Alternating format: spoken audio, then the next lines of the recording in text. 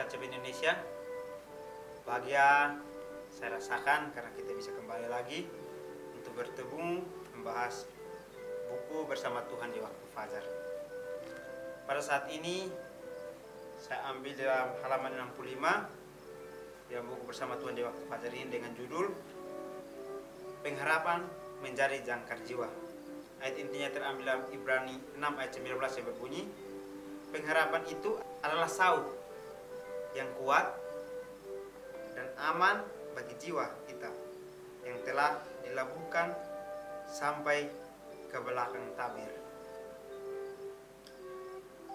Benar bahwa kekecewaan akan datang dan kita harus bersedia menghadapi kesengsaraan, tetapi kita harus percayakan segalanya besar dan kecil kepada Tuhan. Dia tidak menjadi bingung dengan banyaknya keluhan kita atau dikuasai oleh beban hidup kita. Penjagaannya yang meluas ke setiap rumah tangga dan melingkari setiap individu. Dia peduli dengan semua urusan dan kesedihan kita. Dia menandai setiap air mata. Dia tersentuh saat kita merasa lemah. Semua penderitaan dan pencobaan yang menimpa kita diizinkannya untuk mematuhi tujuan kasihnya terhadap kita, agar kita dapat mengambil bagian dalam kekudusannya, dan dengan demikian menjadi peserta dalam kepenuhan sukacita yang ditemukan di hadiratnya. Baik, menarik ya. Di judulnya dikatakan bahwa pengharapan menjadi jangkar jiwa. Jadi Tuhan memberikan kita pengharapan, maka kita harus jadikan harapan itu menjadi jangkar jiwa kita untuk kita bisa selamat. Di dalam ayat intinya juga dikatakan bahwa pengharapan itu adalah sauh yang kuat atau jangkar yang kuat dan aman bagi jiwa kita, sehingga kita dilabuhkan untuk sampai ke belakang tabir. Sehingga di bacaannya dikatakan bahwa benar bahwa kekecewaan akan hadir. Jadi selama kita di dunia ini, maka kita akan terus merasakan kekecewaan itu dalam kehidupan kita. Mau kekecewaan dalam hal kecil, hal besar akan selalu kita hadapi. Karena di dunia kita ini adalah dunia berdosa, maka kita tidak akan pernah luput dari kekecewaan itu. Dan juga kita harus bersedia menghadapi kesengsaraan, di mana kita hidup dalam keadaan dosa, maka kita harus bersedia menghadapi kekecewaan dan juga menghadapi kesengsaraan. Tetapi semuanya itu kita harus percayakan segalanya besar dan kecilnya kepada Tuhan. Kalau kita percayakan kepada Tuhan, kita doa untuk menyampaikannya semua kepada Tuhan, maka Dia akan campur tangan untuk membantu kita untuk melewatinya. Tapi kalau kita gunakan kekuatan manusia kita sendiri, maka kekecewaan itu dan kesengsaraan kita rasa kita tidak bisa jalani, kita tidak kuat. Karena tenaga kita sudah terboros dengan apa yang kita sudah pikirkan.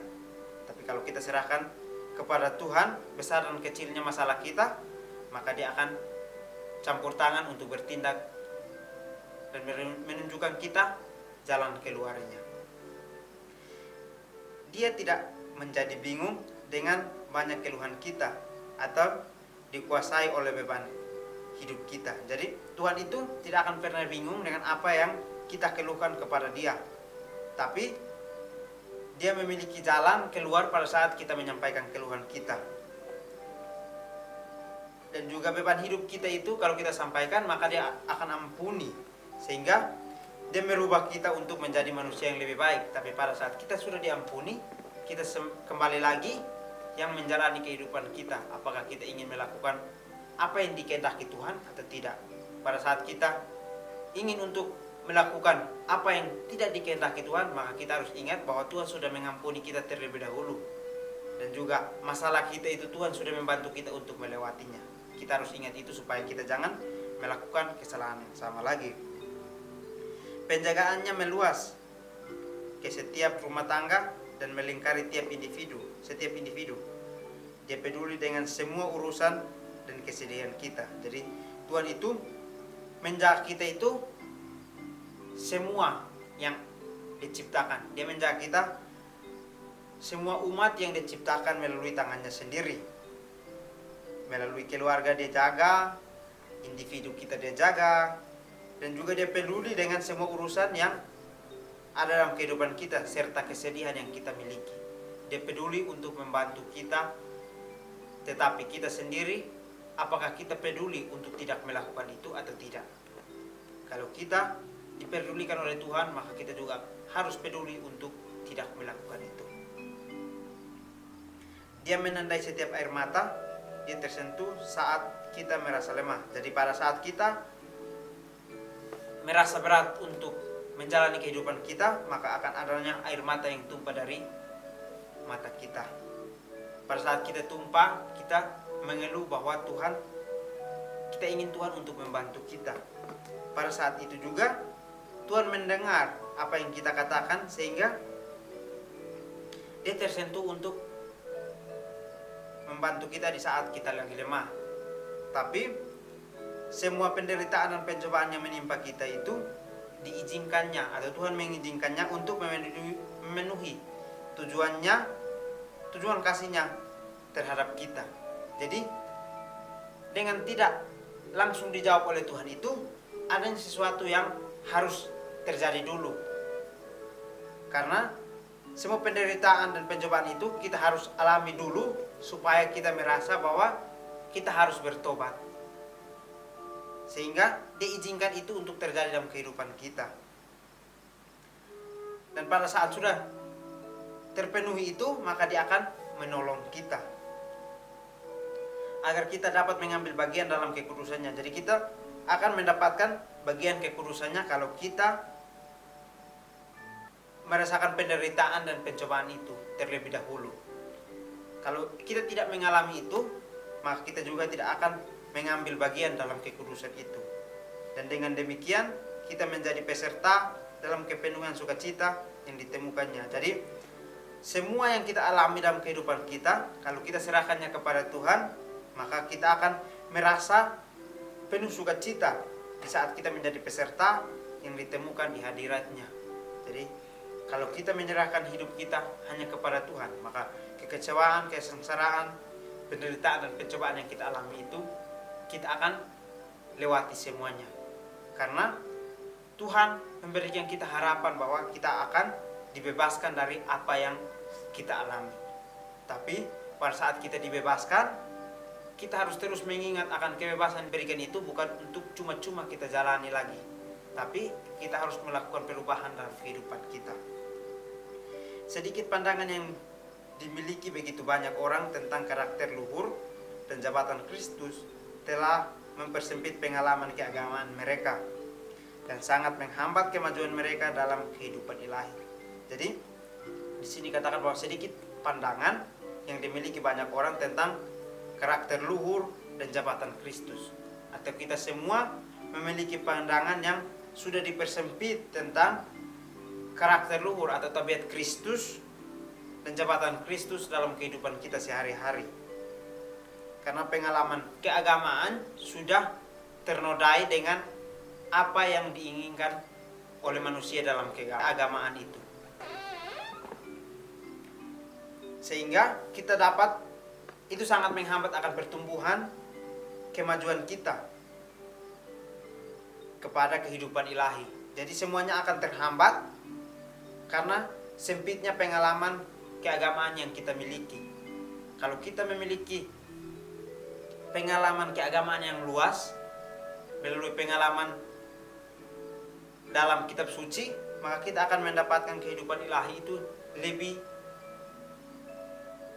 baik atau lebih bagus untuk kita jalani. Tapi karena sudah sempit pengalaman, maka yang kita hadapi itu adalah hambatan-hambatan yang terus terjadi dalam kehidupan kita. Sehingga dalam kehidupan ilahi ini kita tidak mendapatkan seutuhnya kehidupan ilahi, karena kita sudah dipengaruhi oleh sempitnya pengalaman, sehingga kita tidak dapat memiliki kemajuan. Agama pribadi di antara kita sebagai umat sedang surut. Jadi agama pribadi itu atau agama yang kita percaya dalam diri kita itu sebenarnya ada untuk kita lakukan sebagai umat, tapi saat sekarang ini sedang surut atau sedang menurun akan keagamaan pribadi itu yang kita punya, karena kita merasa bimbang dengan apa yang kita jalani. Kita merasa Tuhan tidak bersama dengan kita, sehingga kita sendiri yang membuat agama pribadi itu surut. Tapi saat ini kembali kita diajak bahwa kita harus memiliki pandangan lebih bahwa agama pribadi itu adalah agama yang benar-benar kita harus tingkatkan supaya tidak surut dan memiliki percaya lebih kepada Tuhan. Ada banyak bentuk keagamaan secara luas. Banyak agama hanya dalam perkataan, tetapi sesuatu yang lebih dalam dan lebih kokoh harus dibawa ke dalam pengalaman keagamaan kita. Baik, di sini dikatakan bahwa ada banyak keagamaan secara luar atau banyak yang mengaku beragama. Tapi keagamaan itu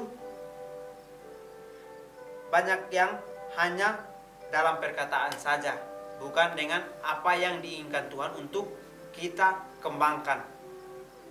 Sebab itu kembali lagi, apakah kita berada dalam keagamaan yang hanya kita bicarakan atau kita lakukan? Kalau kita lakukan berarti kita sedang menghidupkan akan karakter ilahi itu dalam kehidupan kita. Karena agama pribadi itu sedang kita pupuk untuk kita lebih percaya lagi. Tetapi sesuatu yang lebih dalam dan lebih kokoh harus dibawa ke dalam pengalaman keagamaan kita. Jadi apa yang kita ketahui dalam agama pribadi kita itu benar, berarti kita harus terus tingkatkan itu. Karena itu akan menjadi lebih kokoh kalau kita bawa pengalaman itu ke dalam kehidupan kita sehari-hari. Kita akan memiliki hal yang baik, hal yang baru, supaya kita terus kembangkan. Kalau kita merasa bahwa agama itu baik untuk kita terima. Tapi jangan sesekali pada saat kita sudah menerima, kita masih menggunakan agama yang hanya melalui ucapan dari mulutnya. Tapi kita harus terus kembangkan akan agama itu dalam kehidupan kita sehari-hari supaya bisa mempunyai karakter yang lebih baik lagi untuk hidup kita ini, mempunyai harapan karena kita diberikan harapan itu untuk menjadi jangkar yang kuat dalam kehidupan kita. Pekerjaan orang Kristen dalam hidup ini adalah untuk mewakili Kristus kepada dunia dalam kehidupan dan karakter yang menyatakan Yesus. Baik, menarik ya, dikatakan di sini pekerjaan orang Kristen dalam hidup ini adalah mewakili Kristus kepada dunia. Berarti kita yang mengaku Kristen, berarti kita sedang mengucapkan kata-kata bahwa kita sedang diutus untuk menjadi wakil di dunia ini untuk mencerminkan karakter Tuhan. Tapi seringkali kita mengatakan bahwa kita adalah wakil Tuhan untuk dilihat orang. Kita tidak pernah memikirkan bahwa apa yang kita katakan ini sebenarnya harus kita hidupkan. Sebab itu pada saat kita mau mengucapkan sesuatu, kita harus terlebih dahulu memikirkan bahwa kata-kata ini keluar dari diri saya apa dari Tuhan yang memberikan saya ilham untuk mengucapkan kata-kata ini. Jadi setiap kata-kata kita adalah doa. Berarti kita harus terlebih dahulu mendoakannya dulu, baru kita mengucapkannya. Jika Tuhan telah memberi kita terang, itu adalah agar kita dapat menyatakannya kepada orang lain. Namun dibandingkan dengan terang yang telah kita terima dan kesempatannya serta hak istimewa yang diberikan kepada kita untuk menjangkau hati orang banyak, hasil kerja kita sejauh ini terlalu kecil. Kita harus menyelidiki kitab suci dengan rajin dan penuh doa. Pemahaman kita harus dihidupkan oleh Roh Kristus dan hati kita harus diangkat kepada Tuhan dan dalam iman dan pengharapan serta ujian yang berkelanjutan. Baik, menarik ya. di paragraf ini terus mengingatkan kita bahwa kita harus memiliki terang. Jika Tuhan telah memberikan terang itu kepada kita, maka kita diberikan terang itu supaya kita nyatakan kepada orang lain. Artinya bahwa di tempat kegelapan, kalau ada sesuatu yang terang, contohnya seperti lilin, maka akan ada banyak orang yang duduk di situ. Begitupun Tuhan memberikan kita terang itu, berarti kita harus bagikan kepada orang lain supaya kita bisa bagikan kepada mereka supaya mereka bisa menikmati itu. Contohnya seperti lilin ini, dia memberikan terang, orang datang berkumpul di tengah-tengah itu dan merasakan terang itu. Mereka tinggalkan kegelapan dan datang untuk menikmati terang. Begitupun dengan apa yang diberikan Tuhan dalam kehidupan kita. Terang itu diberikan berarti kita harus juga pancarkan kepada orang-orang yang ingin untuk merasakan terang kasih Tuhan itu. Jadi kita terima itu, maka kita memiliki kesempatan serta hak istimewa yang kita harus berikan untuk menjangkau hati orang-orang banyak. Hasil kerja kita ini sejauh ini masih terlalu kecil, atau kita memiliki hasil kerja atau etos kerja yang masih kecil untuk kita lakukan. Sebab itu kita diingatkan lagi bahwa kita diberikan terang itu, berarti kita harus sungguh-sungguh untuk terang itu kita pancarkan. Dengan cara kita harus menyelidiki kitab suci dengan rajin. Dengan penuh doa, pemahaman kita harus dihidupkan oleh Roh Kudus, dan hati kita harus diangkat kepada Tuhan dalam iman dan pengharapan serta ujian yang berkelanjutan. Jadi semua yang hadir dalam kehidupan kita itu akan diizinkan oleh Tuhan, sehingga pemahaman kita ini harus dihidupkan oleh Roh Kudus, sehingga kita boleh kembangkan itu hari lepas hari, dan hati kita harus diangkat kepada Tuhan dalam iman, pengharapan serta ujian yang berkelanjutan. Jadi ujian yang hadir dalam kehidupan kita itu seperti contohnya kekecewaan, kesengsaraan, penderitaan dan pencobaan itu kita akan terus hadapi karena semuanya berkelanjutan. Tapi kita memiliki satu harapan yang pasti yang Tuhan berikan, bahwa kita akan menjadi jangkar jiwa kita kalau kita ingin menerima terang itu untuk terus kita hidupkan. Kalau kita hidupkan terang, berarti kita sedang melakukan sebuah cahaya yang murni atau sebuah pembaharuan yang baru untuk menjadi hal yang baru juga dalam kehidupan kita. Jadi biarlah pada saat kita mendengarkan ini, kita boleh mendapatkan harapan yang baru, bahwa kita masih diberikan kesempatan. Tapi kesempatan ini kita tidak boleh lalaikan begitu saja, tapi kita harus kembangkan supaya semuanya itu kita akan praktekkan, semuanya itu seutuhnya sempurna. Meskipun kita manusia berdosa, tapi kita harus melakukan sesuatu itu harus lebih sempurna melalui pandangan kita, supaya pada saat kesempurnaan yang diberikan oleh Tuhan itu kita sudah, pada saat diberikan itu kita dapati adalah sempurna seutuhnya. Jadi kesempurnaan yang kita lihat melalui pandangan kita ini, terkadang kita melihat sudah sempurna, tapi di mata Tuhan itu belum sempurna. Seperti contohnya di sini dikatakan bahwa hasil kerja kita sejauh ini terlalu kecil atau belum sempurna. Tapi ada saat di mana Tuhan akan sempurnakan itu. Jadi jangan kita pernah putus asa pada saat kita dibilang bahwa hasil kerja kita ini masih kecil. Tapi kita harus terus semangat supaya dengan kecilnya ini kita sudah berusaha supaya untuk menjadi lebih besar. Jadi biarlah ini dapat saya sampaikan, kiranya saudara-saudara semua boleh mendengar dan mendapatkan harapan yang baru, supaya kehidupan kita semua ini boleh lebih berubah lagi untuk memiliki terang kasih Tuhan dan memiliki tabiat yang baru, tabiat seperti Kristus. Biarlah ini dapat saya sampaikan, kiranya Tuhan Yesus memberkati kita.